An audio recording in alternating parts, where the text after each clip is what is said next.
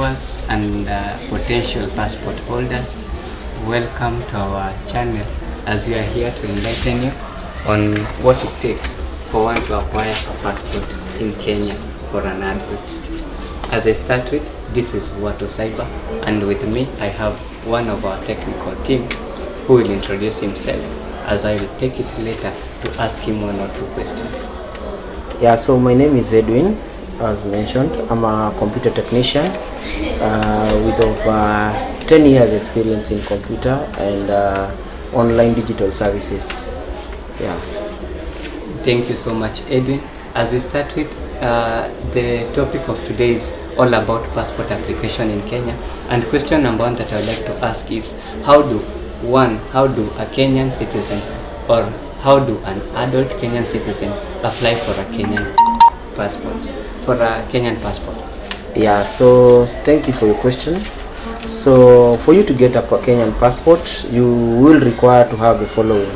First of all, you need to have registered an account with the e-citizen platform, which is an online government e-service platform that allows you to access more than 1,000 government services. So number one, you need to have an e-citizen account. Thank you so much. It has been stated clearly that for one to acquire a Kenyan passport, number one, you need to have registered with the e-citizen account. Number two that I would like to ask the question is, what are the requirements for a passport application? Yeah, so number one, you need a duly filled application form which will be downloaded by the e-citizen platform. Number two, you'll also download a receipt for the payment of your passport, which after downloading you will also need to print it. Number two, you will need to have your original ID with you, your original birth certificate, and your parents' IDs, regardless of whether you have them in copies or all the originals. For the parents, it necessarily doesn't matter, but those are the documents that are required for your passport application. And if there be that you have a deceased parent, then you also need to come with their death certificate. And if it happens that you are replacing your passport, your original passport or your old passport is also required during the application process.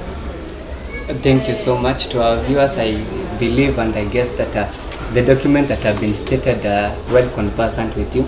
The original ID, the birth certificate, and the parents' identity cards, together with the death certificate in case your parents are deceased. And so to continue with the question so that you may be well enlightened and well informed on this, I would like to ask the question number three.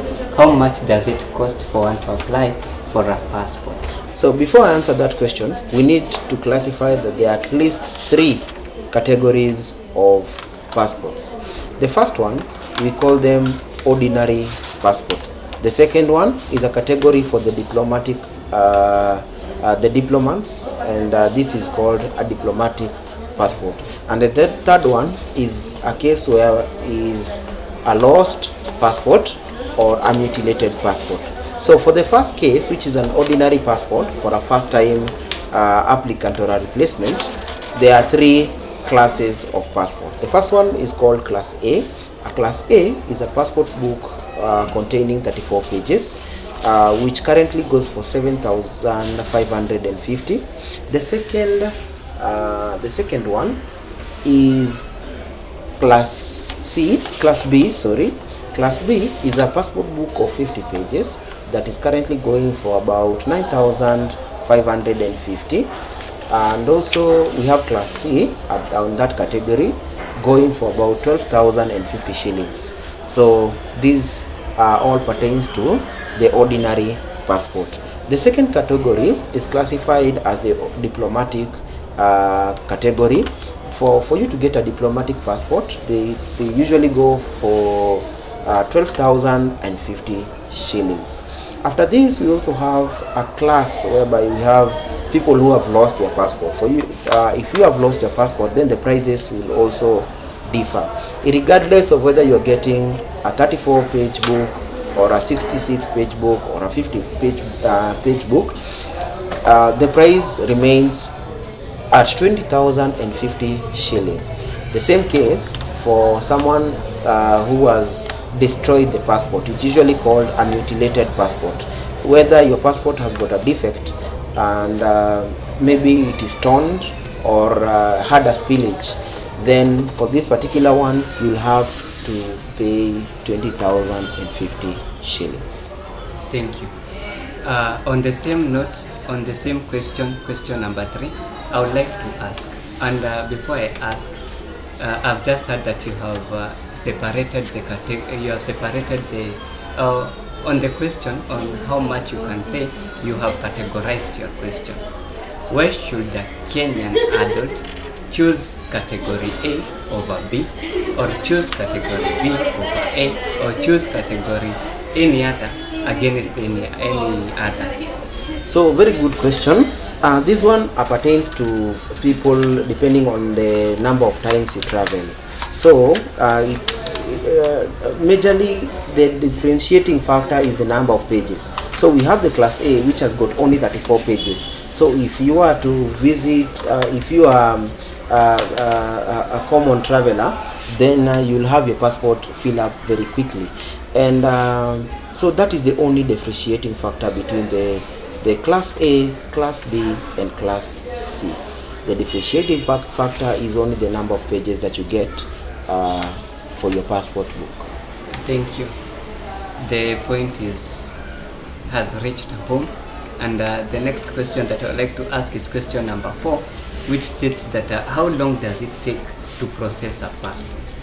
So for you to process a passport, first of all, as we had mentioned earlier, you have to apply via iCitizen platform. You can either do it yourself or visit a designated and a knowledgeable person who can assist you to do so, such as Watu Cyber, where we assist people apply for their passport.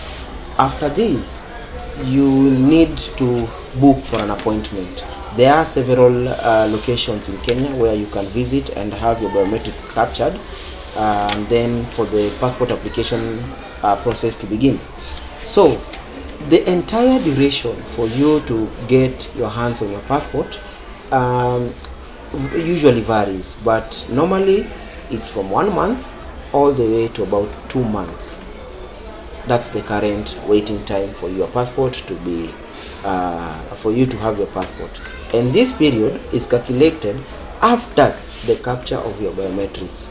So if let's say there are quite a number of people in the system and you get 1 week for from the passport application, from when you start your passport application to when you go for your biometrics to be captured, then you will have to wait for 2 months and also the 1 week for waiting for your biometrics to be captured. Oh, thank you so much. The question has been direct and straight to the point. I guess that there is no further explanation that can outdo that. And question number 5 of our task today is, where can I submit my passport application documents? So as mentioned, after the application process, you will need to do an appointment booking with the relevant immigration office near you. We have a number. We have the main at Nairobi Nyayo House. We also have one at Nakuru. We have another one at Mombasa, Kisumu, Eldoret, and we also have another one at Embu that do the capture and process of the passport biometrics, yes, and also the collection of the passport documents. Thank you so much.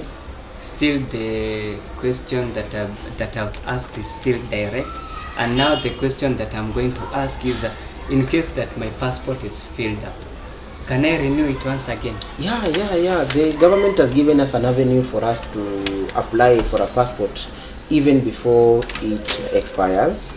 So the current passport usually takes 10 years for it to expire. But in an event where you have traveled quite a number of times and you have had your passport filled, then you can easily visit us. We'll assist you on the application process, and you'll get your passport within no time and continue with your business. Oh, thank you too for the question. Now to our technical member, we would like to recognize the presence, or there may be the presence of children on the viewership. Now I'd like to ask, do children still need to have their own passport? Yeah, of course they do, and as much as they are traveling outside the nation, they will need a passport. But within the East African community, you can just apply for them something we call a temporary passport. But if you're traveling outside the East African community, then indeed they will need to have a passport, whether the students or also the minors. We will need to apply for their passport. Question number 8, which is very key. I would like to ask, once I have applied for my passport, and you just stated that it always take 1 month or so for it to be processed and have your own passport. Can I be able to track how my passport's application status is? Yeah, so the government has provided an avenue for you to track your passport via the eCitizen platform. You are able to see the stage at which your passport is. So after submission, it will tell you that it is under review. After the review process, it will tell you that it has been taken to printing, and after that, you will receive an SMS once the passport has been dispatched. It has been printed and dispatched. So you will receive an SMS for you to go and collect your passport. Oh, thank you so much. I am a Kenyan, and I cannot put a blind eye on this since uncertainties do happen. Now, the question that I'm going to ask is very key, and I guess many of our viewers still have the same question. Not the question goes this way. If in case, God forbid, I lost my passport, how do I go? So, if you lose your passport and you want to apply for a new one, there are a number of documents that you will require to have. First of all, you will need a police abstract. This one you can get at your nearest police stations, and it is usually advisable that you report the case immediately you have your passport lost. Secondly, you need to visit a lawyer or an advocate for you to have an affidavit. It's called an affidavit for a lost passport. They will get you that document, and also you will also need to have a formal written letter explaining the circumstances under which you lost your passport. So those are the additional documents that you need to have when you come to apply for a lost passport. Oh, the question has been well captured, and my last question that I'm going to ask goes this way. Can I apply for a Kenyan passport while living abroad? Yeah, it is possible.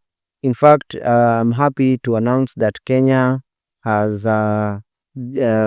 endorsed other nations to be capturing biometrics. We have had a number of people collecting their passports in the United States of America.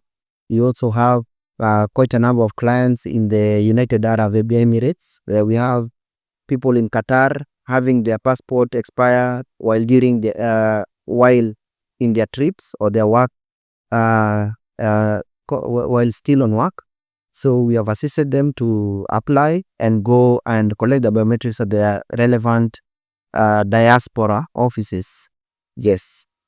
Oh, before I take it back officially, I would like to humbly ask our technical on is there anything that maybe we have not captured in this video that would like to enlighten all of us?